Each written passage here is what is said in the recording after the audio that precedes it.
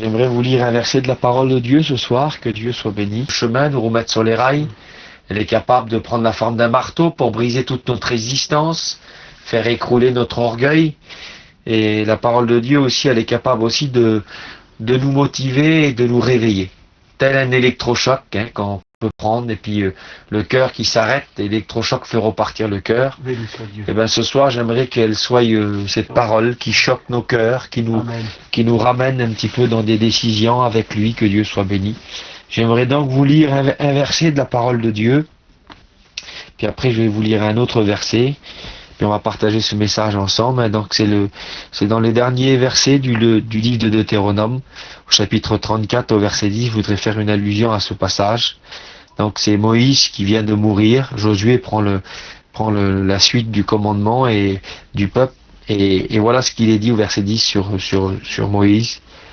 Il n'a plus paru en Israël de prophète semblable à Moïse que l'Éternel connaissait face à face.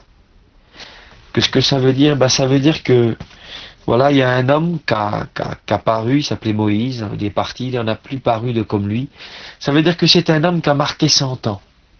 C'est un homme qui a marqué l'histoire, et je voudrais vous dire qu'il y aura des gens inévitablement qui vont marquer l'histoire, de la vie. Il y a des gens qui ont marqué l'histoire du monde, et il y a des gens qui vont marquer l'histoire de Dieu, l'histoire du peuple de Dieu. Il y a des gens qui vont se démarquer, et on les citera comme des références. Il y aura des gens qui vont marquer l'histoire parce qu'ils auront aimé l'argent. Il y en aura d'autres qui vont marquer l'histoire parce qu'ils auront eu du beau matériel. Il y aura des gens qui vont marquer l'histoire parce que physiquement ça aurait été des belles personnes. C'est aussi des choses, mais il y aura des gens tels que Moïse qui auront marqué l'histoire par rapport à leur vie avec Dieu.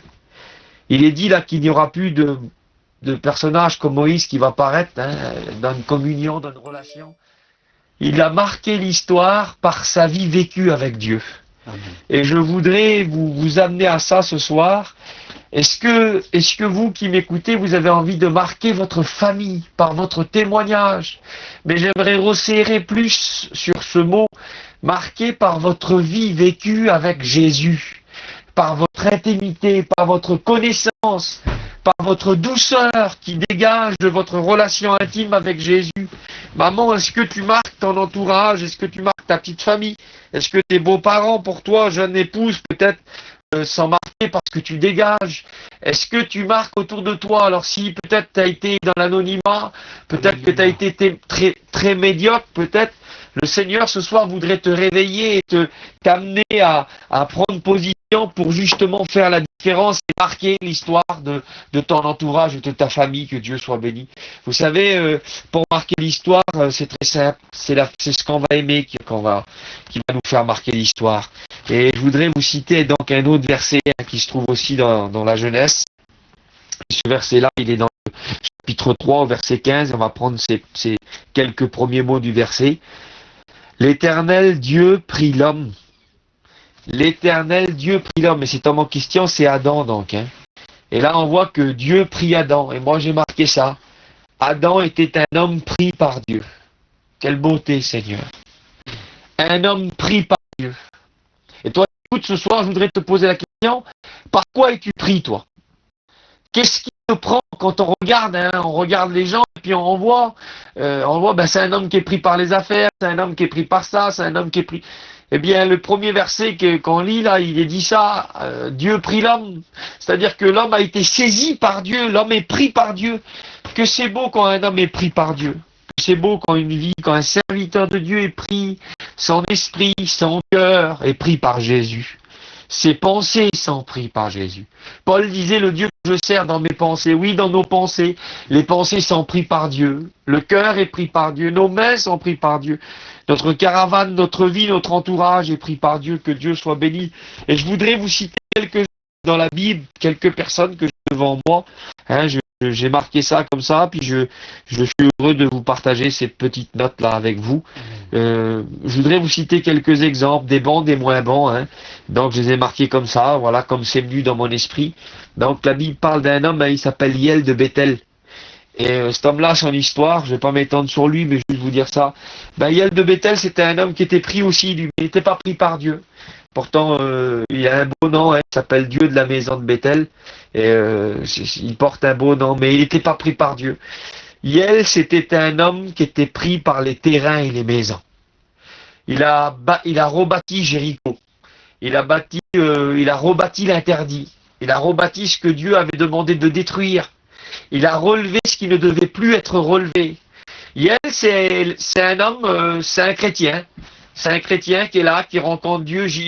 Laissez-moi imager dans mon cœur pour développer le message et la pensée. Faites-moi grâce. Hiel, c'est un homme qui rencontre Dieu, qui aime Dieu, qui est là. Mais voilà, à un moment donné, il voit une belle opportunité financière. Il voit une ville, il a les moyens, il a les fonds. Voilà, il a ce qu'il faut et il se lance dans ça et il va rebâtir la ville. Il va reposer les murailles.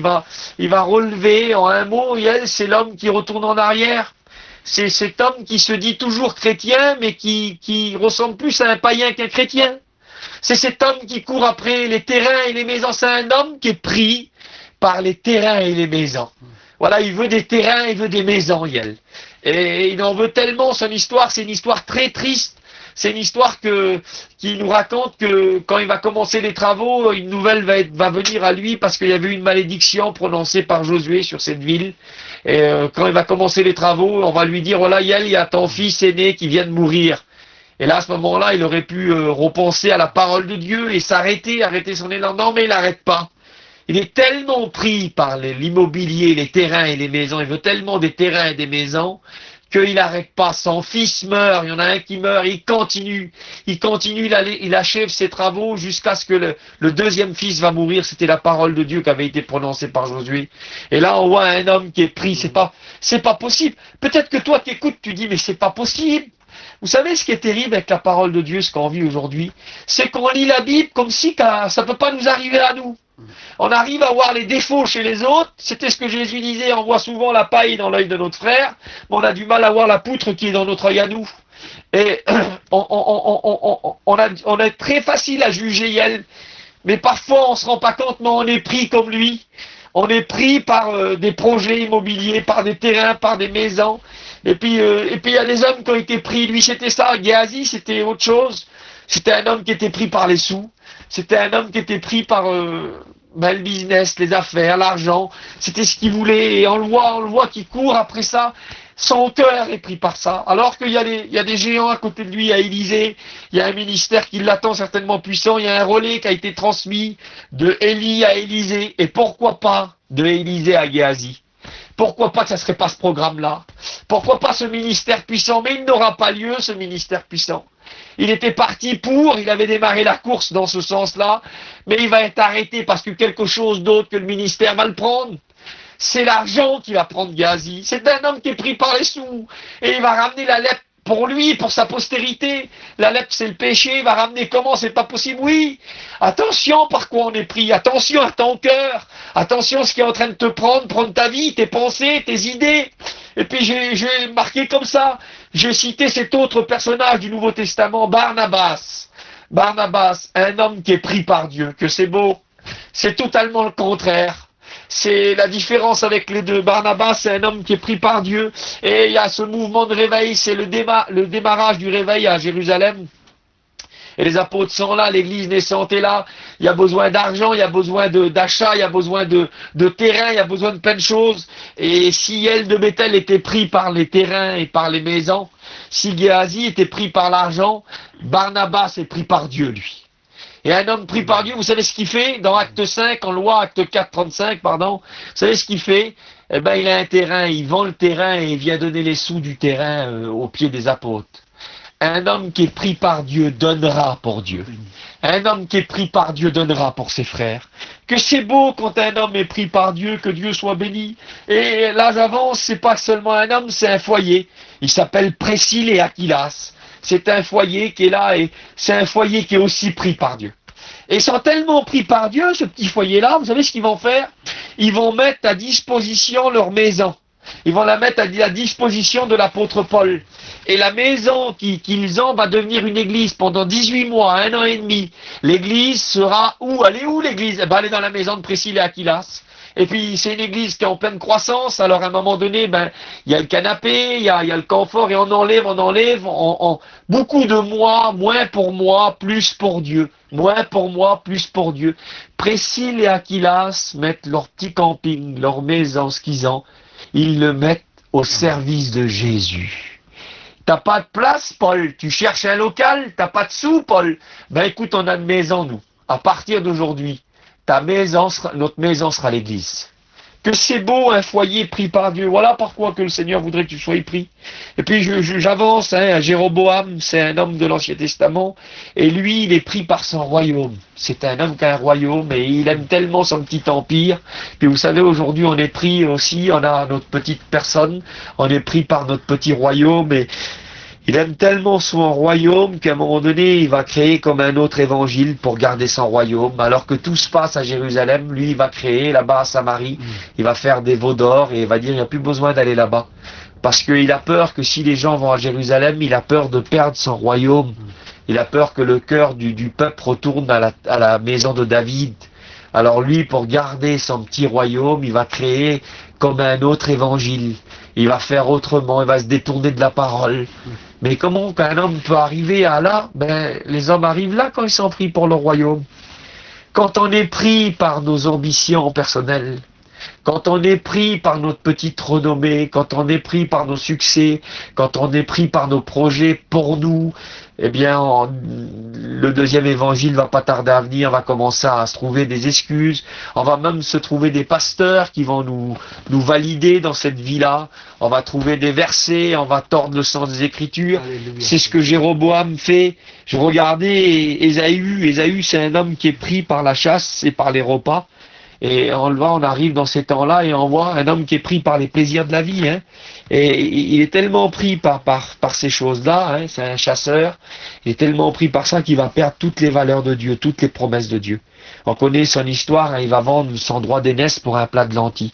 Vous vous rendez compte, c'est peut-être inutile ce que je dis, mais aujourd'hui on est tellement pris par la bonne vie, des bonnes tables, des bonnes compagnies, des bons plaisirs. Et les gens sont pris par ça et ils se retournent comme Ésaü, on est en train de troquer les valeurs de Dieu pour être autour d'une table. On est en train de troquer les promesses, nos droits d'aînesse, on est en train de le vendre pour des plats de lentilles.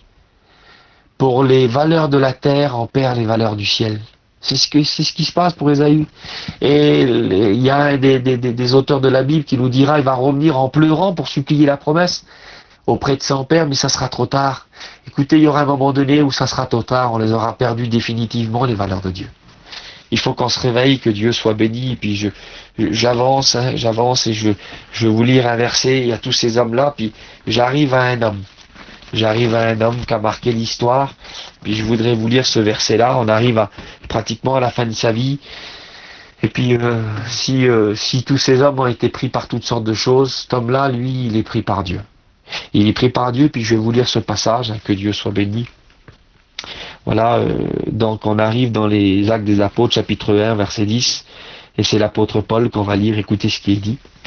Comme nous étions là depuis plusieurs jours, un prophète nommé Agabus descendit de Judée, et vint nous trouver. Il prit la ceinture de Paul, se lia les pieds et les mains, et dit, voici ce que déclare le Saint-Esprit. L'homme à qui appartient cette ceinture, les Juifs le lieront, de la même manière à Jérusalem, et le livreront entre les mains des païens. Quand nous entendîmes cela, nous et ceux de l'endroit, nous priâmes Paul de ne pas monter à Jérusalem. Et alors il répondit, écoutez bien, que faites-vous en pleurant et en me brisant le cœur? Je suis prêt non seulement à être lié, mais encore à mourir à Jérusalem pour le nom du Seigneur Jésus.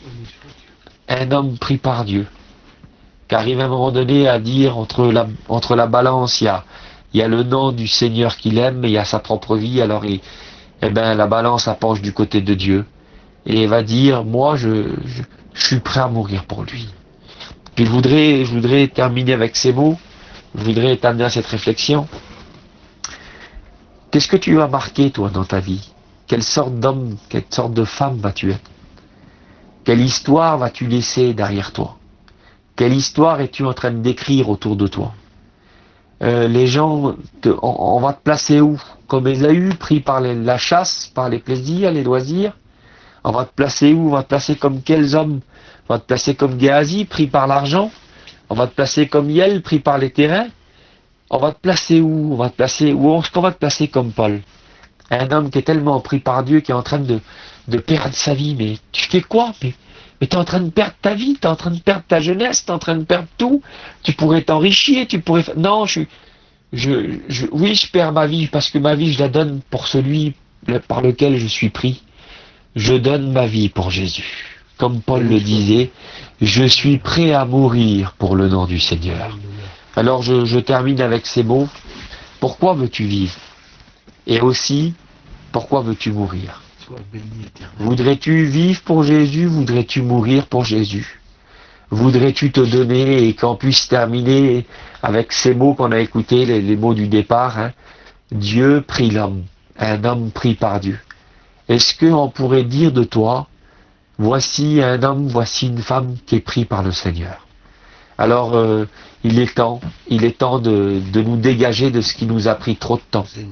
Il est temps de nous détourner de ce qui est en train de nous prendre. La vie nous prend, mais nous voulons nous détourner et nous voulons être pris par Dieu.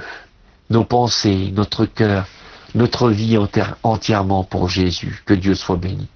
On prie le Seigneur maintenant avec Donald, on demande la grâce de Dieu sur ces instants. Et en regardant devant cette petite parole qu'on a écoutée ce soir, faisant l'examen, là où notre temps, où notre cœur passe, par quoi sommes-nous pris, faisant l'examen et attachons-nous à Dieu plus que jamais. Oui. Que Dieu soit béni. Pour la gloire, Père. Oui, Seigneur. Merci, Seigneur. Oui, mon Dieu. Merci pour cette parole riche. Oui, Seigneur. La parole est riche, Seigneur. Oui, mon Dieu. Parce qu'elle enrichit l'âme. Oui, Seigneur. Elle enrichit la personne, la véritable personne que nous sommes. Oui, Seigneur. Parce que la véritable personne n'est pas basée sur la chair. Oui, Seigneur. Notre vraie identité, elle vient du ciel, c'est l'âme. Oui, Seigneur. Et cette parole que nous écoutons ce soir, elle enrichit l'âme. Amen. Seigneur, mon âme est triste. Et ta parole ce soir, Seigneur, oui, ouvre mes yeux de mon âme, de mon cœur. Et elle me dit que je n'ai pas à perdre de temps avec ces choses qui s'attachent à la terre. Oui, Seigneur. Toutes ces choses, Seigneur, qui sont appelées à disparaître. Tous ces hommes qui ont perdu du temps, que ça aurait dû être des géants pour Dieu. Oui, Seigneur. Et qu'ils ont orienté leur vie, Seigneur, oui, dans les choses matérielles ou terrestres, ou de l'argent, ou toutes ces choses-là. Oui, Seigneur, je veux être ce soir, avec beaucoup de réflexion, je fais cette prière. Oui, parce que des fois nous prions sans savoir ce que nous demandons. Oui, mais avec beaucoup de réflexion, Seigneur. Je ne prétends pas le être, Seigneur, mais je voudrais avoir la vie de ton serviteur, Seigneur, le dernier de la liste qu'il a cité chez Yen. Oui, je livre ma vie pour Dieu. Amen. Et je meurs pour Dieu. Amen. Seigneur, c'est difficile de dire ça. Oui, c'est des prières compliquées. Car parfois je faillis, Seigneur. Oui. Seigneur, comme il a dit, Seigneur Pierre, j'irai jusqu'à la mort. Et peu de temps après, il t'a renié 3 fois. Oui. Mais ton amour n'a pas changé envers lui. Oui. Seigneur, je dis des choses que je ne suis pas toujours à la hauteur. Et que je n'arrive surtout pas à réaliser. Oui. Mais Seigneur, mon cœur désire rester près de toi. Amen.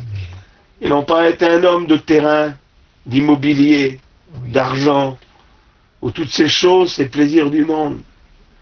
Mais Seigneur, être un homme qui t'aime. Oui. Qui t'aime sans titre, Seigneur. Oui. Qui t'aime, Seigneur, véritablement pour ce que tu es.